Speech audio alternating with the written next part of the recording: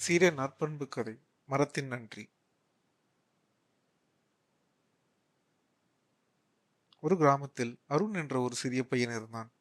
அவன் தினமும் பள்ளிக்கு போகும் வழியில் ஒரு பெரிய மரம் கீழ் நின்று ஓய்வெடுப்பான். அந்த மரம் அருணை மிகவும் நேசித்தது. அவன் சோகமாக இருந்தால் காற்றை வீசி ஆறுதல் தரும். வெயில் வந்தால் நிழல் கொடுத்து பாதுகாக்கும். ஒரு நாள் அருண் மரத்திடம் சொன்னான், எனக்கு விளையாட பொம்மைகள் வேண்டும். மரம் சொன்னது, என் பழங்களை எடுத்துக்கொண்டு விட்டு வாங்கிக்கோ. அருண் பழங்களை எடுத்துக்கொண்டு சென்றான், நன்றி சொல்லாமல். பல ஆண்டுகள் கழித்து அருண் பெரியவனானான். அவன் திரும்ப வந்தபோது மரம் மிகவும் முதியதும் பலவீனமாகவும் இருந்தது. அருண் சொன்னான், எனக்கு ஓய்வு வேண்டும். மரம் மெதுவாக சொன்னது, என்னிடம் பழங்கள் இல்லை, கிளைகளும் இல்லை.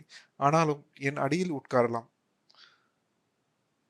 அப்போதுதான் அருணுக்கு புரிந்தது.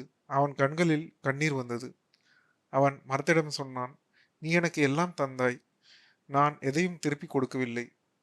அருண் மரத்தை கட்டிப்பிடித்தான். மரம் அமைதியாக நின்றது, மகிழ்ச்சியுடன்.